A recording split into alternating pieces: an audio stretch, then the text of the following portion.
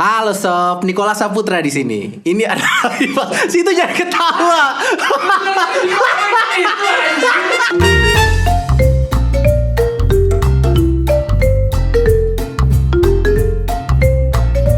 Halo sob, ketemu lagi sama Moldi. Ini adalah Vivo Y51, amunisi Vivo di akhir tahun 2020. Ada dua pilihan warna yang bisa kita pilih di HP seharga 3 jutaan ini. Titanium Sapphire dan Crystal Symphony. Kebetulan yang saya pegang ini adalah Crystal Symphony dengan gradasi warna abu-abu keunguan dengan finishing glossy.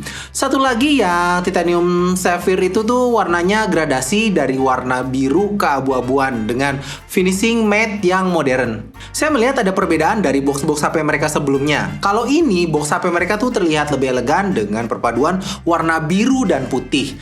Di dalam paket penjualan kita akan mendapatkan sebuah kotak kecil yang berisi perdana XL 12GB, SIM card ejector, kertas-kertas manual, terus ada soft case transparan. Terus ada HP-nya yang terlihat gonjreng, selanjutnya ada kepala charger, kabel charger dengan interface USB Type-C, dan terakhir ada earphone bawaan, dimana yang kayak gini tuh sekarang udah semakin langka. Identitas HP-HP Vivo tuh semakin hari tuh semakin kental ya perbedaannya. Maksudnya tuh setiap kita melihat desainnya, kita tuh langsung tahu kalau itu tuh HP Vivo. Warnanya gonjreng, mengkilat dengan finishing glossy yang terlihat cantik. Build quality HP ini tuh terasa solid meskipun dia tuh nggak pakai material logam ya. Tidak digunakannya aksen glossy di bagian frame itu tuh bikin HP ini tuh malah terasa lebih mahal. HP ini terasa semakin mahal karena bodinya terasa slim waktu dipegang, karena ketipisannya ini hanya 8,3 mm. Padahal baterainya termasuk gede banget. Di bagian samping kita akan menemukan side mounted fingerprint yang pas saya coba, bujung ini cepet bener, cocok sama namanya yang dikasih Vivo, Ultra Fast Side Fingerprint. Saya secara pribadi suka peletakan sensor fingerprint seperti ini karena terasa seamless dan natural saat digunakan. Satu-satunya alasan kenapa fingerprint HP ini ada di samping, bukan di dalam layar, adalah karena ya layarnya ini. Dimensi HP ini tuh cukup besar berkat layar berukuran 6,58 inch beresolusi Full HD. Layarnya ini pakai panel IPS ya, tapi percaya atau enggak, saya tuh sempet ngira kalau layar di HP ini tuh pakai AMOLED. Itu artinya kualitas layarnya tuh bagus dengan saturasi warna yang cukup tinggi untuk panel IPS. Yang saya suka dari HP-HP Vivo sekarang adalah user interface dari Vantage OS yang semakin minimalis dan cantik. Ikonnya tuh bulat-bulat seperti stok Android, tapi dikasih sedikit sentuhan biar terasa lebih manis. Dan it works! Jarang-jarang saya suka sama icon bawaan launcher HP. Qualcomm Snapdragon 665 AI lah yang dipakai Vivo untuk memperkuat HP ini. Untuk urusan jeroan sendiri, Vivo Y51 ini punya ukuran RAM dan storage yang terbilang gede. 8GB untuk RAM dan 128GB untuk storage. Saya jujur belum pernah berhasil menuhin storage segede gini karena ya bingung ya mau diisi apa lagi. Diisi kenangan? Susah. Iya. Soalnya kenangan sekarang ditaruh di cloud, Om. Keren ya. Bisa unlimited storage ya.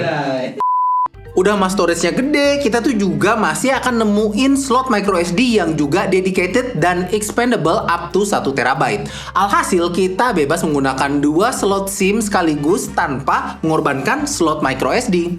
Ukuran di HP ini juga terbilang besar, 5000 mAh. Beruntung juga HP ini juga mendukung fast charging dengan adapter bawaan 18 watt fast charge-nya. Jadi di atas kertas, ngisi baterai sebesar itu tuh ya bukanlah sebuah masalah ya. Dan tentu aja, HP ini juga udah pakai port USB Type-C yang mana kayaknya sekarang semua HP-HP Vivo tuh udah pakai Type-C semua dah.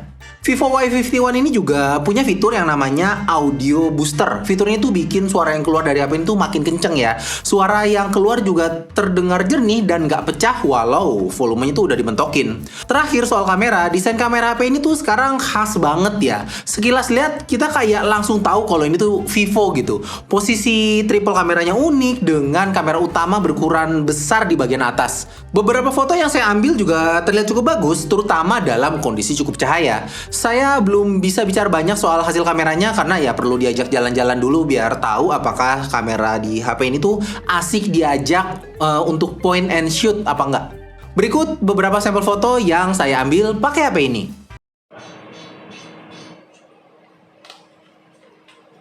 Oke, itu aja impresi pertama saya sama HP ini. Dimana terlihat ya, Vivo tuh seperti level up, terutama untuk desain dan build quality di HP-HP mereka. Perubahan yang menurut saya signifikan, mengingat saya tahu sekali ya bagaimana Vivo berevolusi hingga seperti sekarang. Perlu direview nggak?